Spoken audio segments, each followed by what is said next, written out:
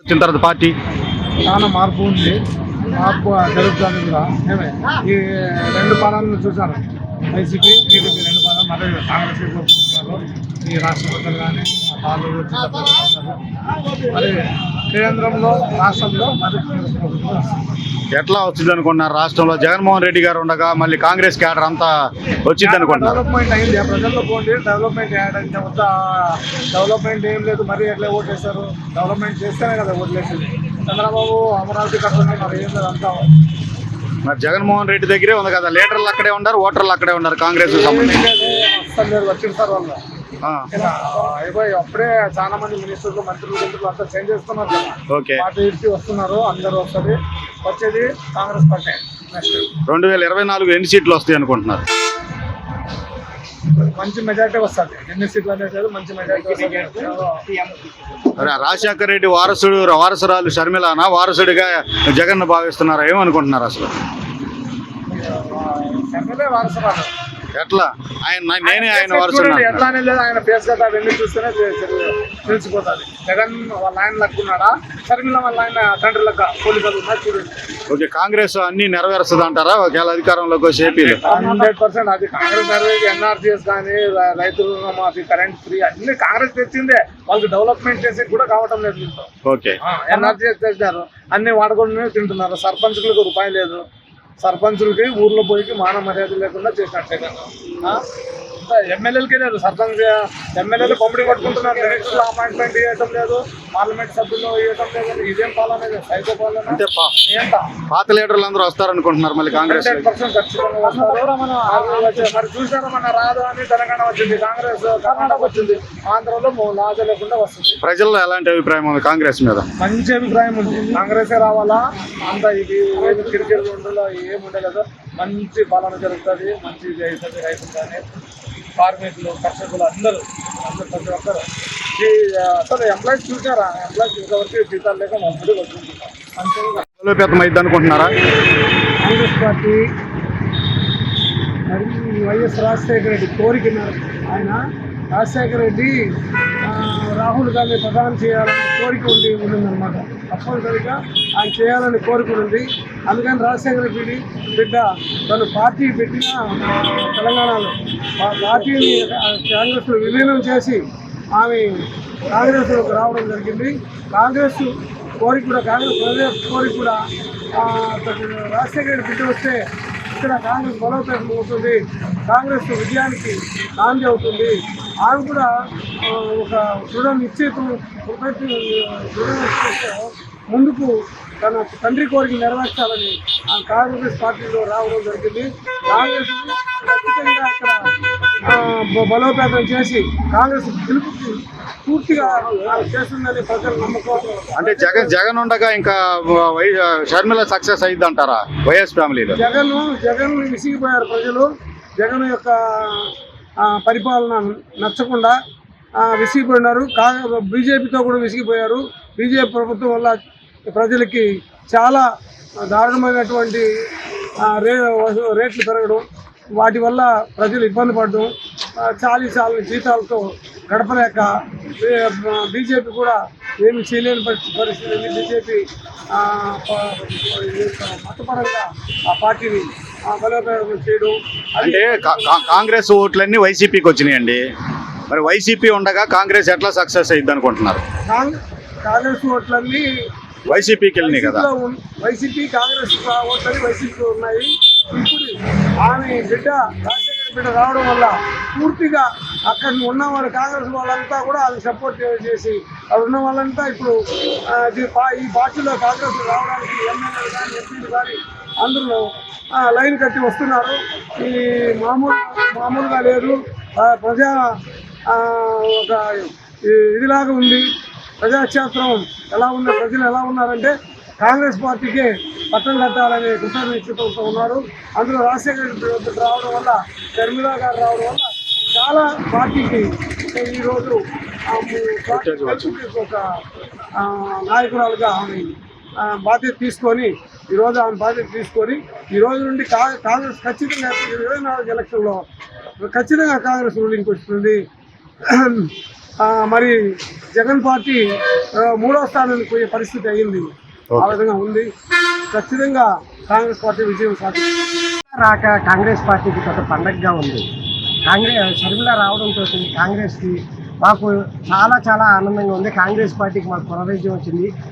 ప్రజల్లో ప్రతి ఒక్కరు షర్మిల గారు వస్తున్నారు కదా, రాజశేఖర రెడ్డి గారు అమ్మాయి, ఆమె వస్తే బాగుంటుంది కదా అంటే చాలా బాగుంటుంది. ఆయన తండ్రి పార్టీ అది, తప్పకుండా రావాలి. ఇప్పటికే ఆమె లేట్ చేశారు. ఆవిడ ఎప్పుడో వచ్చి ఉంటే ఈ పార్టీకి కాంగ్రెస్ పార్టీ చాలా ముందుకెళ్ళేది, రాబోయే ఎన్నికలు బాగా ఎదుర్కొనే వాళ్ళం మేము అని అంటున్నాం. సార్, ఇప్పుడు ప్రస్తుతం అన్నుండగా చెల్లి సక్సెస్ అవుద్ది అంటారా ఏపీలో? రాజకీయాల్లో అన్న చెల్లెళ్ళు ఇవన్నీ పక్కన పెట్టండి. రాజకీయాల్లో పార్టీ పరంగా రకరకాలుగా ఉంటారు. ఏ పార్టీకి ఎవరికి ఇస్తే ఆ పార్టీలో ఉంటారు, ఎవరికి కావాల్సిన పార్టీ వాళ్ళు పెట్టుకుంటారు. ఎవరి ఆశయాలు వాళ్ళవి. అందులో రాజశేఖర రెడ్డి గారు ఆశయాలతోటి ముందుకు వెళ్తుంటారు. అందులో మా రాజశేఖర రెడ్డి గారు అనేది కాంగ్రెస్ పార్టీ యొక్క ఆస్తి, అది వారసత్వ ఆస్తి. మేము ఆంధ్రప్రదేశ్లో ఉన్న కాంగ్రెస్ కార్యకర్త కల్లా ఆయన రాజశేఖర రెడ్డి గారు తండ్రి లాంటి వాడు. తండ్రిని కాదనడానికి కానీ తండ్రి ఆస్తి కాదనడానికి ఎవరికి హక్కులేదు. తండ్రి రాజశేఖర రెడ్డి కాంగ్రెస్ పార్టీ, ఆంధ్రప్రదేశ్ కాంగ్రెస్ పార్టీకి తండ్రి. 2024 ఎలక్షన్ ఎలా ఉండబోతుంది కాంగ్రెస్ పరంగా? మేము మంచి పోటీ ఇస్తాము. మంచి పోటీ ఇస్తూ మంచి ఓట్ల శాతాన్ని సాధిస్తాము. కనీసం 15% ఓట్లు మేము సాధిస్తామండి. అంటే పోయిన లీడర్లు అందరూ మళ్ళీ వస్తారు అనుకుంటున్నారా బయటికి వెళ్ళి? ఆహ్వానం వినయపూర్వకంగా ఆహ్వానిస్తున్నామండి అందరినీ. వెళ్ళిపోయిన పాతగా వెళ్ళిపోయిన అందరూ తప్పకుండా ఎక్కడొక్కడ వెళ్తుంటారు, ఏదో గ్యాప్ చేసుకుని వాళ్ళ డెవలప్మెంట్ వాళ్ళు వెళ్ళాలి. అందరూ ఎవరిని తప్పుపడడానికి వీల్లేదు. ఇప్పుడు మంచి అవకాశం వచ్చింది, అందరూ రావాలని మేము మనస్ఫూర్తిగా రాష్ట్రంలో ఉన్న అన్ని పార్టీల నాయకుల్ని, ప్రత్యేకించి రాజశేఖర రెడ్డి గారి అభిమానుల్ని, రాజశేఖర రెడ్డి గారితో పాటు ఉన్న వాళ్ళందరినీ, కాంగ్రెస్ పార్టీ అభిమానులందరినీ, షర్మిలమ్మ గారు వచ్చారు కాబట్టి అందరికీ అక్క ఆమె వచ్చారు కాబట్టి ఆవిడకి తోడుగా నిలవాలని, అందరినీ రావాలని రాష్ట్ర వ్యాప్తంగా అందరినీ కోరుకుంటున్నామండి. ప్రజల అభిప్రాయాలు ఎలా ఉన్నాయి అనుకుంటున్నారు కాంగ్రెస్కి సంబంధించి? ప్రజల అభిప్రాయాలు ఇంతకు ముందు కొంచెం విభజించింది కదా అని కోపంతో ఉండేవారు. ఇప్పుడు ఈ రాను పరిస్థితులు అందరికీ అన్ని పార్టీలు, తెలుగుదేశం, వైసీపీ తాలూకా పార్టీల పరిపాలన చూసి కాంగ్రెస్ అయితే మంచిది అనే ఆలోచనలోకి వచ్చారు. ఇంకా షర్మిలమ్మ రావడంతో వాళ్ళలో కూడా తప్పకుండా ప్రతి ఒక్క ఇంట్లో ఆలోచన రేగిందండి. ఆ ఆలోచన కార్యరూపం దారుస్తుంది త్వరలో అని మేము అనుకుంటున్నాం. ఆ మేడం గారు ఏమో త్వరలో రూట్ మ్యాప్ స్టార్ట్ చేస్తున్నారు. ఆ రూట్ మ్యాప్ ప్రకారంగా అందరిని ఆకర్షించడం, అందరినీ పార్టీలో తీసుకోవడం, వాళ్ళ పార్టీలో తీసుకోకపోతే ఆ ప్రతి ఒక్క ఓటు కాంగ్రెస్ పడేటట్టు మేము వివరణ చేసి ముందుకు వెళ్తా ఉన్నాం. అంటే జగన్మోహన్ రెడ్డి ఉండగా, ఆయన ముఖ్యమంత్రిగా ఉండగా, ఆయన వైసీపీ ఉండగా, అదే పార్టీలో లీడర్లు, అదే పార్టీలో కార్యకర్తలు, అదే పార్టీలో ఓటర్లు కాంగ్రెస్కి ఎలా వస్తారు అనేది ఉంది. మరి ఈ కాంగ్రెస్ పార్టీకి ఎలాగ వస్తారంటే పార్టీలు వస్తుంటాయి. అంటే కాంగ్రెస్ ఓటర్లే వైసీపీకి వెళ్ళారు కాబట్టి కాదు, రాష్ట్రంలో ప్రతి ఒక్కరు కాంగ్రెస్ పార్టీకి సంబంధించి ఆంధ్రప్రదేశ్లోని కానీ భారతదేశంలోని కాంగ్రెస్ పార్టీతో వాళ్ళతో అనుబంధం లేని వాళ్ళు ఎవరూ లేరు. భారతదేశంలో కానీ, కాంగ్రెస్లో కానీ, ఆంధ్రప్రదేశ్లో కానీ, భారతదేశంలో కానీ. సో వాళ్ళందరూ ఒక్కొక్కరు ఒక్కో స్థానంలో కొన్ని సమయాల్లో వెళ్తుంటారు, మళ్ళీ వస్తుంటారు. ఇదంతా ఒక సముద్రం లాంటి వస్తుంటారు, వెళ్తుంటారు, పోతుంటారు. మేమేంటంటే ఇప్పుడు మా షర్మిలమ్మ ఒక పెద్ద ఆయుధంగా వచ్చారు. ఇప్పటి వరకు చేసిన రుద్రరాజు గారు దీన్ని ఒక స్ట్రీమ్ లైన్లోకి వచ్చారు. అంతకుముందు చేసిన శైలజానాథ్ గారు బాగా తీసుకొచ్చారు. అంతకుముందు బాగా గట్టి పరిస్థితులు ఉన్నప్పుడు రఘువీరారెడ్డి గారు దాన్ని ఒక లైవ్లో తెచ్చి, తర్వాత శైలజానాథ్ గారు బాగా దాన్ని ఒక నిలబెట్టి బాగా స్ట్రీమ్ లైన్ చేసి రాష్ట్రం అంతా నిలదొక్కిన పార్టీలందరికీ, ముఖ్యంగా పార్టీలో కార్యకర్తలందరికీ మంచి గౌరవం ఇచ్చారు రుద్రరాజు గారు. ఆయన ఆ గౌరవంతో షర్మిలమ్మ గారు రావడంతో ఇంకా అభిమానంతో రెప్పించి పనిచేసి అందరూ ముందుకెళ్ళి ఆమెకు అండగా నిలబడతాము. మేము కాంగ్రెస్ కార్యకర్తల వాళ్ళని మిగతా తీసుకొస్తామని కోరుకుంటున్నాం. వైఎస్ షర్మిల గారు వచ్చారు కదా, ఎట్లా ఉంది పార్టీకి సంబంధించి వేవు? షర్మిలమ్మ గారు వచ్చిన విశేషాలు కూడా పార్టీకి బలోపేతం కోసమే వచ్చినట్టు, పార్టీ మీద ఇంట్రెస్ట్తోనే ఈ పార్టీలో చేరింది.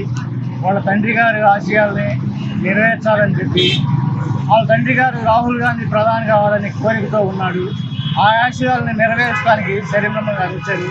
పోతే ముఖ్యంగా ఈ ఆంధ్రప్రదేశ్లో రాజధాని లేని రాజధాని రాష్ట్రం అయిపోయింది.